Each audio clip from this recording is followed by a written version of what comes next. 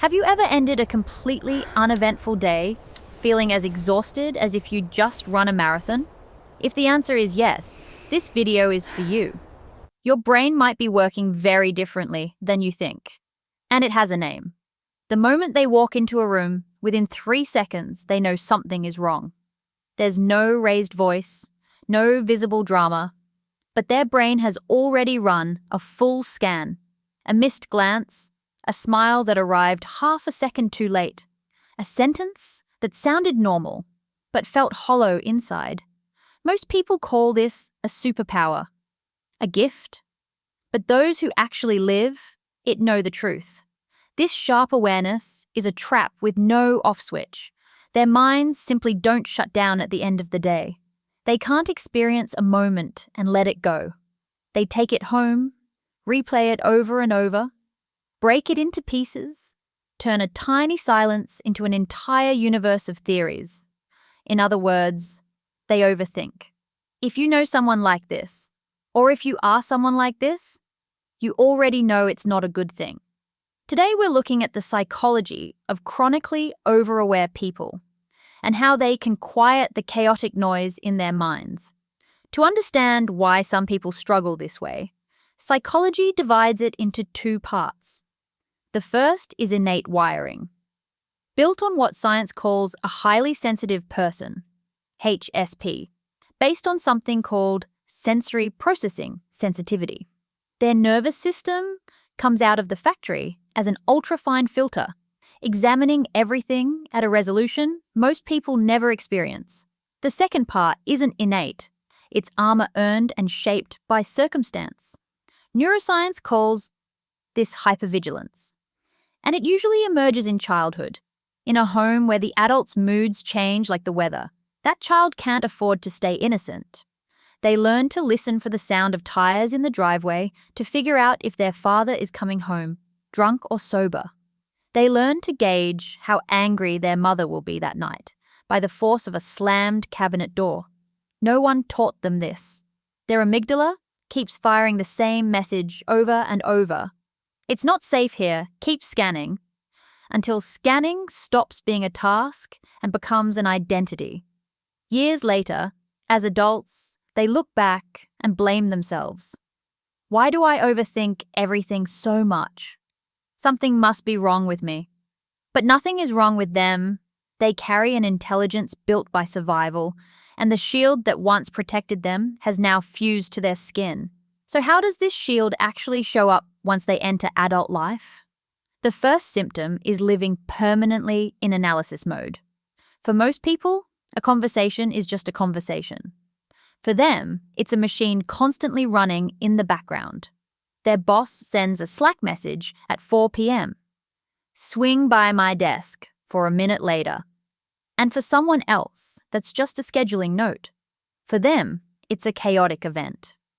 They reread the message twice, feel an invisible spark of coldness, and start questioning themselves before the meeting even happens. Is he mad at me? Did I mess something up? Neuroscience points to something called the default mode network, the part of the brain usually active when people are daydreaming or resting, reserved for reflection. In these minds, that network almost never switches off. Some of them just nod, hold their coffee, stay present in the room. The other half is quietly logging everything. That's why at the end of a completely uneventful day at the office, they feel like they've run a marathon. Because, in a sense, they have. That same camera doesn't only point outward, it turns inward too. And this is the second symptom: excessive self-awareness. Metacognition, thinking about your own thinking, is something everyone has. For them, it's another machine that never turns off. They don't just feel an emotion, they monitor it in real time. Sadness appears on a walk, and instead of just letting it exist, they cross their arms and start interrogating themselves. Why am I sad? Does this even mean anything? I have a good job. So why do I feel empty? How bad of a person am I for feeling this way? Even a good laugh doesn't come naturally. They laugh at a dinner, and half a second later, part of their mind sets that laugh on a scale and weighs it. Was it too loud? Did it sound fake? It's like dancing while constantly checking your reflection in the mirror to correct your posture. Technically flawless, completely disconnected from actually dancing. The third symptom is losing innocence in relationships. Once awareness gets sharp enough, they stop watching the scene and start watching what's behind it, the backstage of human behavior. When a coworker brings them coffee and praises their latest project, instead of simply enjoying it, their brain has already started questioning why this kindness was offered. They start noticing that kindness sometimes comes with conditions, that confidence on a first date might be a curtain hiding a fear of rejection. This isn't the loss of childhood innocence. It's the loss of relational innocence, the ability to take words at face value. A compliment always feels layered now. An apology never lands as complete, because they suspect it comes from damage control rather than genuine regret. They stay on guard and sometimes feel alone, even in a crowded room, because no one else seems to see the same undercurrent. That undercurrent eventually stops being just a thought and becomes a feeling, which is the fourth symptom, empathy that never switches off. For most people, empathy is something triggered when a friend cries.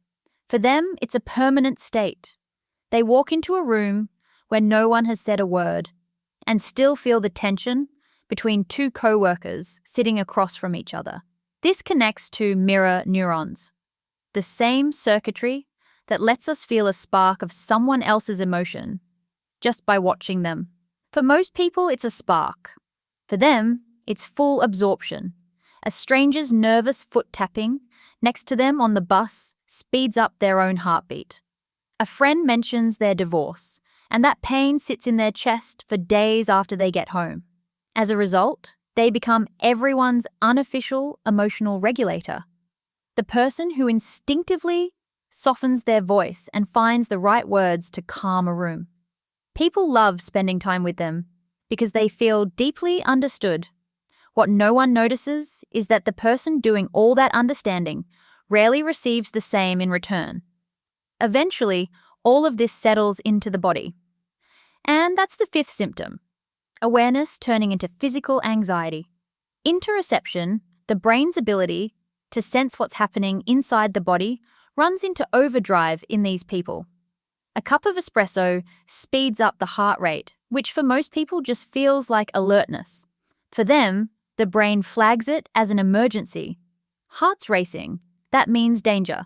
A normal physical sensation gets misfiled as a 5-alarm warning, cortisol starts rising, senses sharpen, and the cycle feeds itself. The body ends up in a constant, low-grade state of emergency, even when nothing is actually wrong. Beneath all 5 symptoms lies a single belief. If nothing can catch them off guard, nothing can hurt them. Understanding turns into armor. The mind runs endless background simulations. What if they pull away? What if everything ends tomorrow? And this constant forecasting is called analysis paralysis.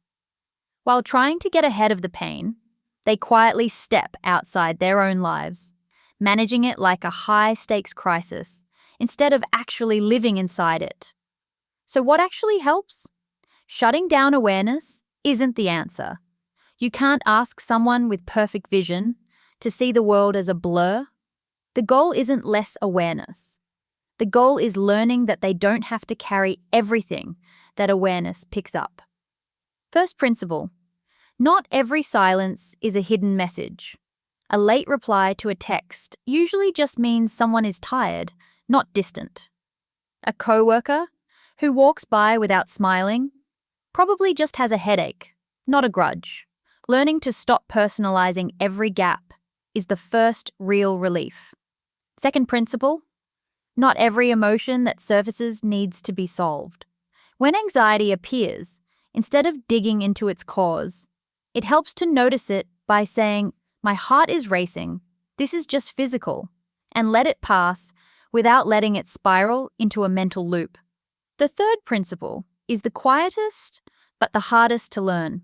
Seeing something clearly doesn't obligate you to do something about it. They can clearly see someone's insecurity and still not have to be that person's therapist. They can sense instability in a relationship and recognize that the healthiest response isn't to fix it, but simply to step back. Clarity is only a gift when it comes with boundaries, knowing what's theirs to carry and what's meant to be left to the world. When this shift truly happens, something changes. Awareness doesn't disappear, it softens. It matures. They still see straight into people, but they stop examining every flaw they notice. They can still feel the energy of a room powerfully, but they no longer get swept up in its current. They shift from using awareness to predict danger, to simply using it to be present in the moment. The ceiling light in their mind never fully goes out, but they learn to dim it, turning it from a laser that exposes every flaw into something like a warm candle, bright enough to understand people, gentle enough to warm themselves too. If you saw yourself somewhere in this video, if this hit a little too close to home, let us know in the comments which symptom resonated with you the most. You're not carrying this alone. And if this gave you a new way of understanding yourself, send it to someone who might be exhausted from a mind that never fully rests. This understanding might be exactly what they need today. Feel seen? You're already one of us. Subscribe? Think too much? You're home.